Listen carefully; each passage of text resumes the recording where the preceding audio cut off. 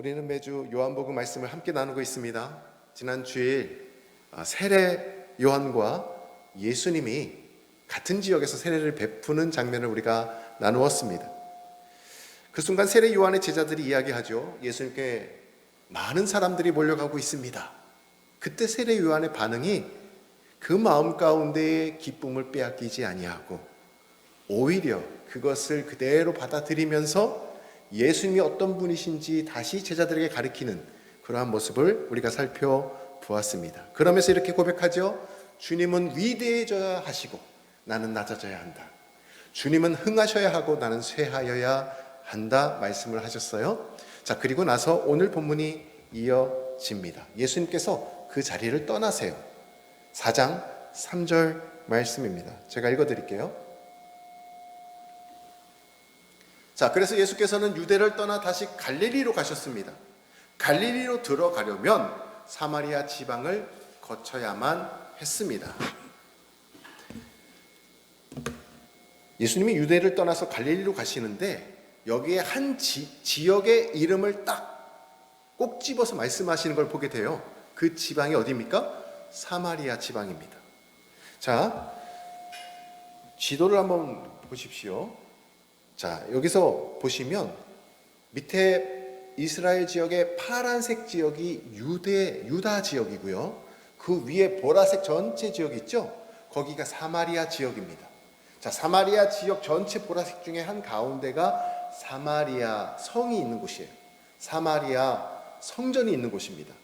자, 이 중간 부분 보라색 띤 지역이 사마리아 지역인데 예수님께서는 저 위에 지금 동그란 갈릴리 바다가 보이시죠? 호수가 보이시죠? 거기를 향하여 남쪽 유대에서 북을 향해 올라가시는데 저 보라색 지역 사마리아 지역을 통과해서 갈릴리 지역으로 올라가시겠다라고 말씀해주고 있는 거예요. 자, 우리가 들을 때는 그냥 다이렉트 저 북쪽 갈릴리 향하여서 저렇게 사마리아를 통과해서 올라가는 게 빠르겠구나, 저게 지름길이겠구나, 그래서 예수님께서 그렇게 말씀하셨구나 생각할 수 있죠. 그런데 실제로 제자들이 이 말씀을 들었을 때 제자들의 반응이 어땠을까요? 제자들의 반응이 궁금하지 않습니까? 9절에서 이런 내용이 힌트를 우리에게 들려줘요. 사마리아 여인이 예수께 말했습니다. 당신은 유대 사람이고 저는 사마리아 여자인데 어떻게 제게 물을 달라고 하십니까? 당시 유대 사람들은 사마리아 사람과는 상대도 하지 않았기 때문입니다. 여기에 힌트가 담겨져 있어요. 제자들의 반응이 어땠을까?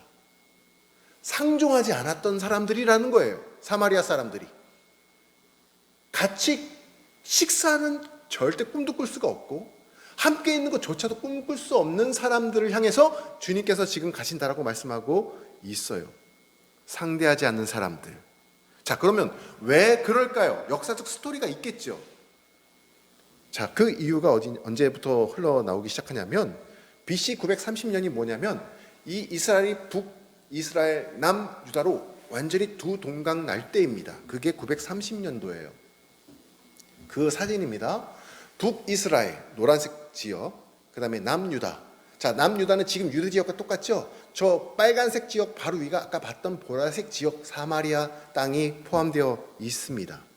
자, 그런데 이 북이스라엘의 왕조의 수도가 어디였냐면 사마리아였어요. 사마리아였어요.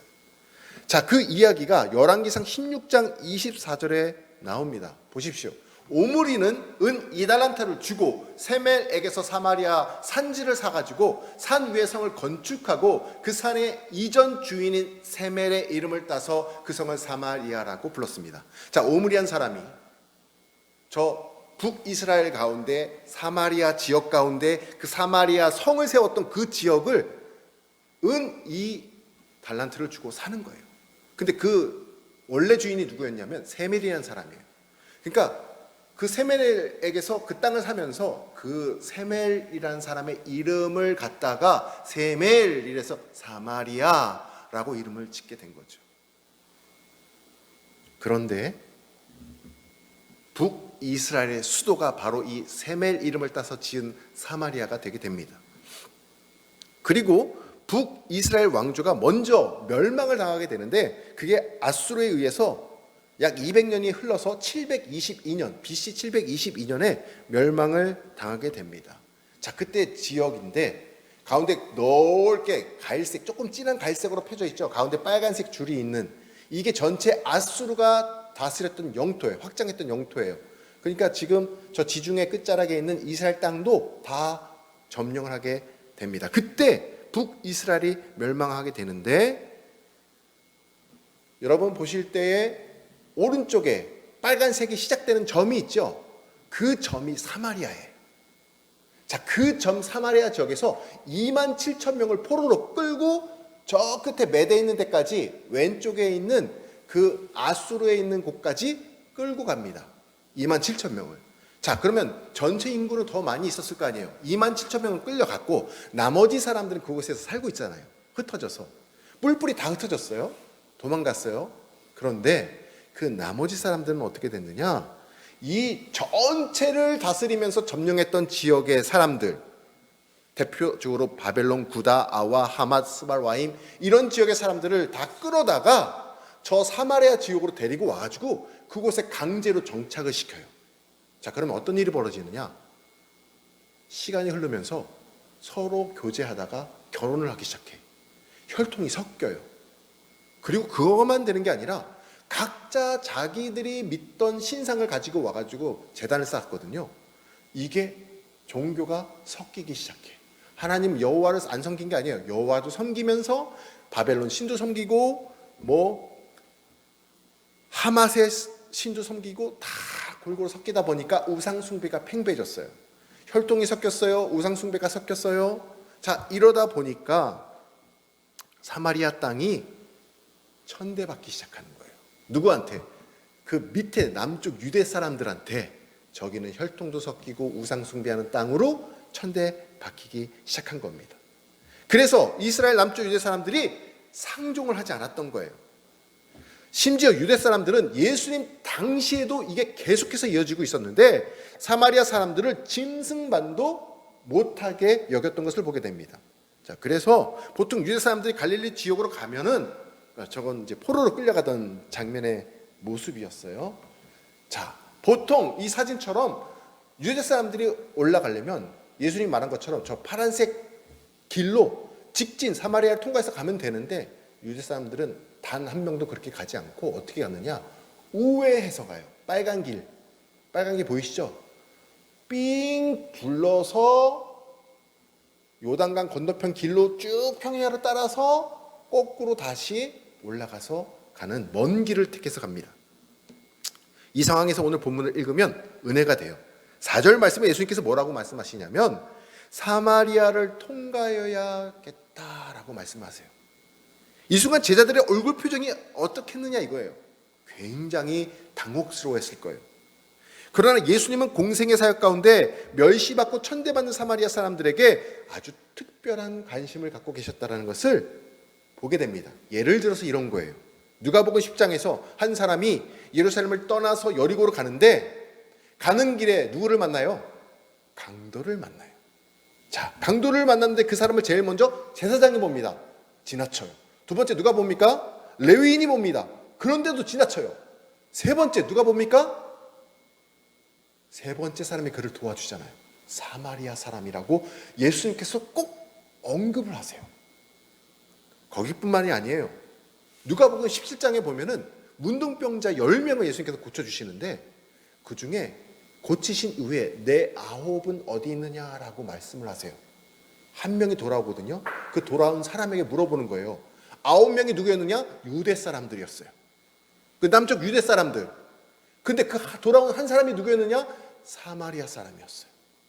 예수님이 그렇게 사마리아 사람을 존귀 여기시면서 꼭 예를 들 때 언급하시는 것을 보게 됩니다. 거기뿐만이 아니에요. 예수님께서 부활하신 이후에 승천하셔가지고 감람산에 이제 승천해서 올라가시잖아요. 마지막 유언과 같은 말씀을 사도행전 1장 8절에서 말씀하실 때 이런 말씀을 우리가 들려주세요. 오직 성령이 너에게 임하시면 너희가 권능을 받고 그 다음 뭐예요? 예루살렘과 그 다음에 온 유대와 그 다음에 땅끝까지 이르러라고 말하면 되는데 그 중간에 한 지역이 콕 들어가요. 어디예요?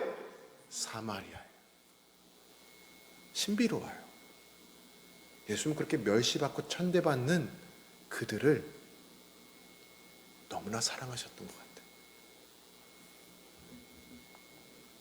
하도 사람들이 예수님께서 사마리아 사마리아 하니까 이런 말을 합니다.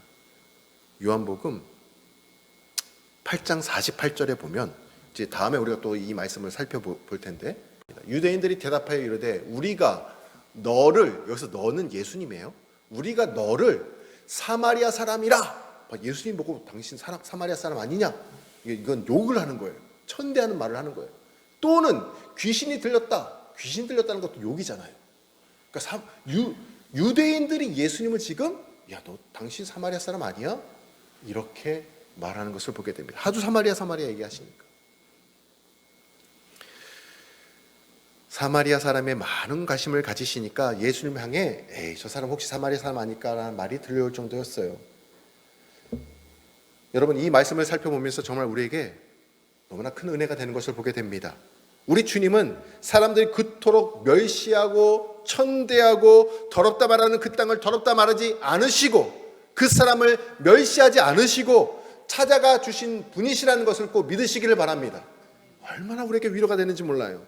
그런데 사마리아 이 사람들조차도 사마리아 사람끼리 그들 안에서도 또 멸시하는 사람이 있는데, 그들이 멸시하는 사람이 누구였냐면 오늘 우물가에 찾아온 한 여인이었다라는 거예요. 그들 안에서도 또 멸시를 당하는 사람이 있었어요. 그 여인을 오늘 주님께서는 찾아가 주시고 만나 주신다라는 거예요. 우리에게 이 이야기가 얼마나 큰 위로가 되는지 몰라요. 이 여인은 어떤 사람이에요? 과거에 남편이 5명이나 있었습니다. 현재 사귀고 있는, 교제하고 있는 동거인도 있었습니다. 이 여인은 부끄러웠겠죠. 그래서 성경에 보면은 정오, 낮에 해가 가장 뜨거울 때 35도부터 45도의 그 뜨거운 여름에 아무도 우물가에 나오지 않는 그 시간에 몰래 나오는 거예요. 근데 이 여인이 사람들과 마주치기 싫어가지고 그 정오에 아무도 없는 그 시간을 일부러 택해서 나올 때에 예수님께서 찾아와 주시는 거예요. 사마리아 사람들에게조차도 멸시받는 그 여인이 누가 찾아오시느냐? 예수님이 찾아가서 만나주신 것을 보게 됩니다. 주님이 찾으시는 사람들은요, 이와 같습니다. 상한 마음을 가진 사람들이에요. 상처가 많은 자들입니다. 이 여인을 한마디로 정의하면 깨지고 부서져서 망가진 인생이었습니다. 혹시 우리 가운데에도 깨지고 상한 마음으로 이 자리에 나오신 분이 계시다면 주님이 이 시간 찾아오셔서 나를 만나 주시는 분이심을 꼭 기억하시기를 바랍니다. 이 여인은 남편이 5명이나 있었다고 합니다. 사별해서 계속해서 이렇게 5번째까지 갔는지 모르겠어요. 아니면 남편에게 소박을 당해가지고 미움을 당해가지고 이혼 증서를 써줘서 내보내서 이렇게 되는지는 모르겠습니다. 두 이유 가운데 한 가지일 거예요. 그런데 이 여인을, 버림받은 불쌍한 이 여인을 주님께서 찾아오시는데 얼마나 은혜가 되냐면, 주님이 제자들과 함께 가던 길 가운데 잠깐 멈추셨던 것 같아요. 제자들이 그 여인을 만났을 때 얼굴 표정 관리가 안 되겠죠. 정말 주님의 마음을 보십시오. 8절에 어떻게 하시냐면, 제자들을, 여러분 제가 8절 한번 읽어드릴게요. 8절 한번 보십시오. 이는 제자들이 먹을 것을 사러 그 동네에 들어갔음이라. 예수님께서 제자들을 갑자기 멈추시게 하고는 한 명도 남기지 않고 다 동네에 가가지고 먹을 것을 사러 오라고 시키시는 거예요. 이게 주님의 마음이에요. 그리고는 그 우물가의 여인을 독대하시는 거예요. 독대. 얼마나 그 여인을 배려하시는지 주님의 마음을 우리가 살펴볼 수가 있어요. 주님께서는 이 여인에게 가신 사실에 은혜가 되는 또 한 가지가 있는데, 많은 사람들은 모두 다 이 여인을 손가락질을 해요. 그렇잖아요. 그들조차도. 근데 그 손가락질 한다는 것은 뭐예요? 그 여인을 안다는 거거든요. 안다는 거. 뭘 알아요? 그 여인의 아픈 과거를 안다는 거거든요. 현재를 안다는 거예요. 그러니까 욕을 하고 비방하고 손가락질을 당하는 거예요. 그런데 우리 주님은 다르시더라고요. 우리 주님은 이 여인의 변화될 미래를 보고 계셨음을 여러분 꼭 깨달으시기를 바랍니다. 과거, 현재를 보지 않으시고 그 여인의 앞으로 변화될 그 미래의 청사진을 주님께서는 다 바라보고 계셨던 거예요. 요한복음 4장 우리가 살펴볼 말씀인데 39절에 이렇게 말씀하고 있어요. 그 동네에 수많은 사마리아 사람들을 그분이 내 지난 날의 일을 낱낱이 알아맞히셨다라는 그 여자의 말을 듣고 예수께서 메시아라고 믿게 되었다라는 거예요. 누가? 동네 사람들이. 그 여인이 살던 동네 사람들이. 이 여인이 예수님을 만나고 나서 동네에 가가지고 누구를 전합니까? 예수님을 전하는 거예요. 메시아를 전하는 거예요. 복음을 전하는 전도자가 된 것입니다. 주님께서는 그 여인의 과거를 보지 않으시고 이 39절의 미래의 청사진을 바라보고 계셨다는 것을 말씀을 묵상하면서 너무나 은혜가 되고 놀랍게 우리에게 들려주고 있는 것입니다. 이 여인의 미래 모습 무엇입니까? 복음을 전하는 전도자의 모습입니다. 아무도 이 여인에게서 누가 상상이나 했겠어요. 예수님을 전하는 전도자가 될 것이라고. 이 여인의 과거와 현재의 부끄러운 모습을 보고 있을 때 우리 예수님은 이 여인의 미래의 모습을 보고 계셨던 것이죠. 예수님의 첫 번째 표적 우리가 이미 살펴봤습니다. 가나 혼인잔치에서 맹물을 포도주, 최상급 포도주로 바꾸신 그 예수님이 오늘 이 우물가의 여인에게 동일하게 역사하시는 것을 보게 돼요. 우물가의 여인의 인생이 맹물과 같지 않습니까? 그냥 손 씻고 버려질 그 맹물이었어요. 그런데 그런 인생을 주님께서는 복음을 전하는 전도자로 이렇게 바꿔주시는 놀라운 역사를 보게 됩니다. 이 말씀을 읽고 들으실 때 나도 그런 사람이 되기를 원합니다. 고백하기를 바라요. 우리 모두 다 복음 전도하는 그런 사람이 되기를 소망합니다. 다른 욕심보다도 이런 욕심을 우리가 가져야 되지 않겠습니까? 바움교회 성도 여러분, 맹물 같은 저와 여러분도 주님께 붙들리면 주님께서 변화시켜 주시면 복음을 전하는 놀라운 역사가 일어나게 될 줄을 믿습니다. 우리 모두 부흥의 주역이 되시기를 소망합니다. 요한복음 3장 주요 인물 우리가 지난번에 바로 살펴봤었잖아요. 니고데모 아닙니까? 그리고 4장의 주요 인물 우물가의 한 여인이에요. 그런데 니고데모하고 우물가의 한 여인을 서로 비교하면 여기서 또 놀라운 은혜가 있어요. 보십시오. 니고데모 어떤 사람이었습니까? 바리새인이었고 귀족이었어요. 학식이 있고 덕망 있고 존경받는 사람이라고 했습니다. 그런 부유한 자였어요. 그 옆에 있는 반면에 우물가의 여인 누구입니까? 사마리아인. 심지어 사마리아인들에게조차 조롱을 받는 여인.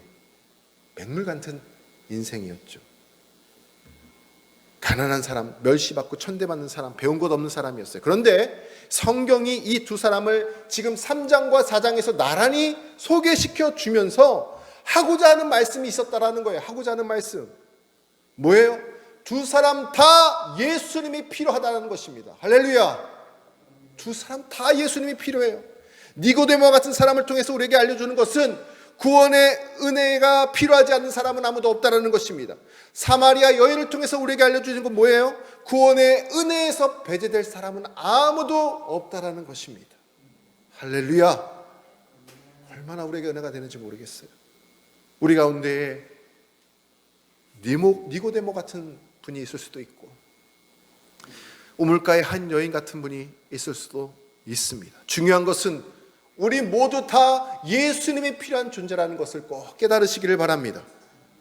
주님의 모습을 잘 보면 세상 사람들이 인정하지 않는 사마리아 여인 같은 이러한 사람에게 관심을 가지시고 돌보시는 것을 보게 돼요. 좀 편애하신 것 같기도 합니다. 특히 이 가난한 자 사마리아인들 같은 사람들을. 니고데모는 한밤중에 몰래 주님을 직접 찾아갑니다. 그런데 우물가의 여인은 어떻게 했어요? 니고데모는 찾아왔고 우물가의 여인은 주님이 찾아가셨어요. 그리고 여인에게 말씀하십니다. 생수를 마셔라. 너의 부도덕함 지은 죄들을 지금 회개해라 말씀하지 않으시고 책망하지 않으시고 생수를 마셔라 이렇게 말씀하셨어요. 이게 예수님께서 저와 여러분에게 처방하시는 근원적인 처방임을 믿으시기를 바라요. 생수를 마셔라. 왜냐하면 이 말은 예수님께서 우리 속에 있는 영적인 목마름을 알고 계시기 때문에 그렇습니다. 먹어도 목마르는 세상적인 것들로 채우지 말고 예수님을 마시라는 거예요. 그분이 누구시길래? 그분은 하나님의 아들이시고 그분은 우리의 죄를 위해서 십자가에서 죽으시고 부활하신 우리의 구원자이시기 때문에 영원한 생수가 되어 주신다라는 것입니다. 그렇다면 우리가 해야 할 것이 마지막으로 딱 한 가지가 있어요. 그게 뭐냐면 오늘 본문 가운데 4장 10절 말씀이에요. 우리 다 같이 한번 읽어볼까요? 중요하니까. 시작. 예수께서 대답하여 이르시되 내가 만일 하나님의 선물과 또 내게 물 좀 달라 하는 이가 누구인 줄 알았더라면 내가 그에게 구하였을 것이요 그가 생수를 내게 주었으리라. 아멘. 너무나 중요한 말씀입니다. 이미 은혜는 예비되어 있어요. 그런데 이미 생수는 예비되어 있고 준비되어 있는데 저기 보십시오. 빨간 글씨. 내가 그에게 예수에게 구하여야 할 것이다라는 거예요. 생수를 달라고 구하는 것은 누구의 몫이에요? 저 여러분의 몫입니다. 그래서 이 여인은 어떻게 했을까요? 이 여인은 15절 오늘 보면 15절에 보면 이렇게 고백을 해요. 주님, 나에게도 목마르지도 않는 그 생수를 주옵소서. 여인이 이렇게 고백을 합니다. 잘 보십시오. 하나님의 은혜는 이미 선물로 다 주어졌습니다. 예수님이 누구이십니까? 하나님의 아들이시오 하나님의 선물이 되십니다. 예수님 저와 여러분을 위해서 이 땅 가운데 오셨어요. 이미 생수는 저와 여러분에게 주어졌습니다. 그러면 우리가 무엇을 해야 합니까? 생수 되시는 주님의 은혜를 구하여야 하는 것입니다. 믿으시면 아멘 하시기 바랍니다. 구해야 하는 거예요. 세상에 헛된 것 구하지 마시고 하나님의 은혜를 구하시기를 바랍니다. 은혜 주시는 예수님을 만나시기를 바랍니다. 갈망하는 자에게, 구하는 자에게, 목마른 자에게, 우물가에 나와서 찾는 자에게 주님께서는 영원히 목마르지 않는 생물이 되어 주십니다. 손가락질 받는 현재의 모습이 아닌 영광스러운 미래의 모습을 바라보게 하십니다. 그러한 은혜를 오늘 우리도 갈망하시기를 간절히 소망합니다. 어차피 목마른 인생 세상에 헛된 것 채우지 마시고 오직 생수 되시는 주님을 만나 영혼의 목마름이 해갈받는 저와 여러분 되시기를 주님의 이름으로 축원합니다. 기도하겠습니다. 오늘 주시는 말씀을 붙잡고 우리가 사모하는 마음으로, 갈망하는 마음으로 이 시간에 기도하기를 원합니다. 저와 여러분은 지금 어떤 영적 상태에 놓여져 있습니까? 영적 갈증은 물로 해소되지 않습니다. 헛된 거 버리시고 생수 되시는 주님을 만나야 합니다. 하나님의 아들 예수 그리스도를 만나야 합니다. 지금 구하시기를 바랍니다. 갈망하는 자에게, 목마른 자에게, 우물을 찾는 자에게 우리 주님께서는 변화될 미래를 보게 하시고 영원히 목마르지 않는 영생의 은혜를 주십니다. 주님, 우리 구하는 갈망하는 이마다 영원한 생수 되신 주님을 만나는 은혜를 주옵소서. 우리 주님의 이름 한번 부르고 기도하겠습니다. 주여, 아버지 하나님, 이 시간 우리가 주의 전에 나와서 예수 이름을 갈망하며 구하며 기도하게 하시니 감사합니다. 우리의 마음의 영적인 상태를 이 시간 우리가 돌이켜봅니다. 하나님, 우리가 세상에 헛된 것을 구하고 지금까지 방황했다면 하나님, 우리가 영원한 생수 되시는 주님을 이 시간 기도할 때 만나는 놀라운 역사가 있게 하여 주옵소서. 상한 마음을 가지고 주님 앞에 나왔습니다. 상처 입은 우리의 심령을 가지고 주님 앞에 나왔습니다. 세상에서 조롱받고 멸시받고 천대받는 우리가 주님 앞에 나왔습니다. 그러한 자들을 긍휼히 여기시고 하나님께서 찾아오셔서 마음을 만져주시고 영원한 생수가 되어 주셨습니다. 우리가 이 시간 구하오니, 이 시간 기도하오니 아버지 하나님께서 갈망한 심령들 가운데에, 구하는 심령들 가운데에 영원한 생수를 마시게 하여 주시고 영원한 생명 되신 주님과 함께 살아가는 우리 모두가 되게 하여 주옵소서. 상한 심령이 치유받게 하시고 회복되게 하시고 하나님 영원한 가족 공동체를 이루어갈 수 있도록 주님께서 역사하여 주옵소서. 하나님, 세상 사람들은 우리의 현재 상황을 보고 판단합니다. 비난합니다. 그러나 우물가의 한 여인을 찾아오셨던 주님, 오늘 저에게도 찾아와 주옵소서. 변화될 내 자신과 미래의 청사진을 보게 하여 주옵소서. 세상에 헛된 것을 구하지 말게 하시고 생수 대신 주님만을 찾게 하여 주옵소서. 하나님의 아들 되시며 우리의 구원자 되시는 예수님만 구하게 하여 주옵소서. 그래서 구하는 이마다 영혼의 목마름이 해결받는 역사를 이루어 주옵소서. 우리 구주 귀하신 이름으로 기도합니다. 아멘.